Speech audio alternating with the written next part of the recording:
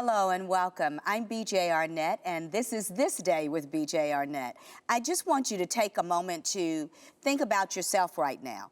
This is your moment in time. Now, what makes you go? What is the reason you get up in the morning? What is the reason that you start your day with a smile on your face? Or what is the reason that you don't? Well, the author that I'm about to speak to is going to unveil for us how we can change our mind and change our why. Our guest today is Mr. Anthony Griffin. Thank you so much for being here. My pleasure, BJ. You are the author of Best Monday Inspiration. Yes. And I love the title because immediately I think, okay, these are the things I do at the start of my week in order to set my week. Why is it so important that we start our day correctly? It's very important to start a day correctly because that's going to set your pace for what you do throughout that day and what you do throughout the week. Having a trajectory that's going to put you towards some type of goal, but starting by having a positive goal and starting by recognizing that there are going to be some things that may try to keep you from reaching that goal. But if you can start out with a good foundation in the morning on Monday and say, this is how I'm going to progress throughout the week, that's going to give you much more higher percentages of reaching those goals, reaching those targets that you have in your mind. You know, I remember in grade school I had a teacher that said, set your day on an A. Don't set your day on a, if I get a B, I'll be happy. Yeah. She would say, set your day on an A. And the more she said that, you know, you're in grade school, the more I thought, oh, here she go, another teacher. But as I got older, I began to understand that if I set my day at the highest possible level, everything presses its way to reach that highest possible level. Yeah. And it does effectively change how I move throughout my day, how I move throughout my week. I call it now dressing my mind before I dress my body, and I do it every single day. Because I don't know about you, I have found that even the moment you wake up, attack can come. And the reason that attack can come, I figured out, is that I laid my armor down thinking that, oh, the enemy is at rest as well. So all I really have to do is dress my mind before I dress my body. Yeah. Why is that so difficult? It's difficult because we have been conditioned to do the opposite. We have been conditioned to do the minimum, accept what's put in front of you, and do enough to pay the bills and stay alive. That's what we've been conditioned to do. But we are made for so much more. We are made to excel. We are made with the capability to reach and achieve whatever dreams, whatever thoughts that God puts in our minds, puts in our hearts. And starting in the morning, I learned recently, within the past couple of years, even just making your bed. The military says we have to make the bed first thing in the morning because that's your first win. That's it. If you can get up and make your bed in the morning, that's your first win. And that sets a foundational trajectory for the rest of the day, for the rest of the week. So being able to take something, a tool such as Best Monday Inspiration, and inspire yourself to recognize that you are made for more, that you are made to do more than just the minimum. You don't have to settle for minimum. You don't have to settle for the routine that you have established for X many years. You can break out of that routine and say, this is going to be my new day, my new week, my new life. It's capable, and this is what I'm going to intend on doing. Please excuse me. With that thought, in this nation, we have the issue of dumbing down our educational system. This is going to really upset some parents. It is not true that every child deserves a trophy. That is. It is not. Yeah. It is true that every child can receive a trophy upon reaching a particular goal. But because we pull things down, we never give the child the ability to see themselves up here. Right, right. Yeah. Separating the relationship between effort and reward is... We both gonna get into it. It doesn't set you up for the reality of what you're going to face years to come. That's very You have to acknowledge that there is a correlation between effort and reward. When you go to work, there is a correlation between effort and reward. Getting a job and keeping that job and getting raises and getting promotions is a correlation between your effort and the reward. So what we are doing to ourselves and to the generations coming up behind us is really breaking down the total fabric of the country. Yeah. It's bigger than this individual or this family unit. It really begins to deteriorate the strength of this country. Yeah. We don't see it in its largeness. Right. And there are populations that are going to realize and maintain that there is a correlation between effort and reward, and those are the ones who are going to be driving the decisions. Yes, there you are. There you are. So it's, and the ones who are not are going to be following what is directed. Exactly. So it's very important to recognize that and realize that you have control over the effort that you do put forth. You can determine if it's minimal or if it's maximal. Are you giving your best effort? And then once you do that, you have more control over the rewards that you can position yourself for. So being inspired to start with that thought in mind that says, I have control over my effort. I can anticipate what I'm going to experience based on the effort that I'm willing to put forth. Okay. As we move through this understanding, is it designated to one particular area of life?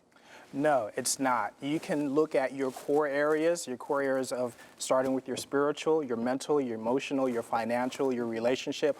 All of those areas, you reap the rewards based off of the efforts that you put in. Yes. And we know that we perish for lack of knowledge. Yes. Knowledge is the beginning of your effort. You have to know, you have to have your thoughts, your skills, your intentions aligned so that you can actually exercise your knowledge, turn it into action in each of those categories. So if you are wanting to receive rewards in those areas, if it's financial, then you have to put forth your best effort to get that best reward. If it's relational, you have to recognize what barriers you have that are keeping you from having the rewards you want to experience. Your barriers may be how you were raised. It may be the cultural influence on you. It may be a lack of knowledge. It may be multiple factors, but you have the capability to examine yourself and say, where am I? Who am I? What am I doing? And why am I doing it? And is it matching the rewards that I want to experience in these areas? There is a system that says, for every obstacle, I can't. Yeah, you're right. Right. I can't. But it doesn't, the I can't does not stop the heart's desire, the mechanism inside you to be great. Yeah. It does not. Right. So we've got this two things happening in a human at the same time that can only be healed or closed by the love of God. Right. Yeah. Through his son, Jesus Christ. There's just no other way. Exactly. There is no other way. Exactly. So when you look at all of the things happening within our society, you begin to see why Best Monday Inspiration really deals with some core issues, some core objectives, and some core solution. Yes. As you were writing this, and you were, I call it, every author, I say the same thing. You were getting a download from God. This just didn't come out of you. Right. You got a download. Did you realize the jewel that he was giving you as you were writing it? Did you kind of go, ooh, God, that's good? I realized it as I used it to impact myself. There you go. And I use it as my guide. And it's two things. One, it is a recognition of what I have learned, but it's also my own personal accountability tool for me and the things that I've learned. So as I realized that there are things that I learned, and many of the things that when I wrote the book, it really was pressing upon me to say, wow, you know, I understand this. This I've made some progress in. This I have not. And I have to make sure that as I'm writing this and I put it out there, that I'm holding myself accountable to it as well. So even now when I pick it up and I go to some of my favorites and I go to some of the ones that I'm still working on, I realize this is really valuable because it's more of my language of what I've learned over the years, both in church, both in working in corporate, and just taking in as much information as I could and putting it in my own language and my own accountability terms to say, this is what's possible in terms of being my best in different categories. And not just the plain language of it, but the inspirational language that speaks to me and says, you know what, here's an example. And you can do this too, and you can put yourself on your specific path to be your best. Being your best is an action. Just like going to the gym and building muscle and losing weight, becoming stronger. It takes an action. One of the things you said earlier is that we gain all this knowledge. There's this saying out there that knowledge is power. That isn't really true. As I have learned over the years, and I have been taught over the years by my husband, is that it is only once it is applied, is it power. Right, exactly. Because we read a lot of stuff, and we go to school for a lot of things. And there's all these diverse areas that you just pointed out. But there'll be an area out of the 6. There'll be 1 or 2 areas that we're not stacking up to where we could. Because we're not applying what we've read, applying what we know.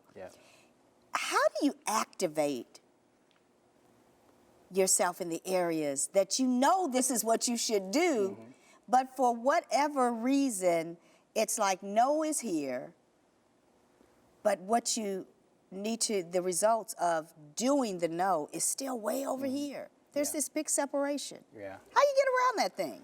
I have 2 answers for that. One is recognizing the decision point. You have to make a decision to start doing anything. Knowledge unactivated gives you no power. But you have to make a decision to take action on the knowledge that you have given. So being able to sit down and have a conversation with yourself and say, do I want to do this or do I not? If you really don't want to do it, you're putting unfair pressure on yourself to say, okay, I want this, but I'm not willing to make a decision to do it. So first, make a quality decision that you're going to do this and that you're willing to do it. The second response is ask for help.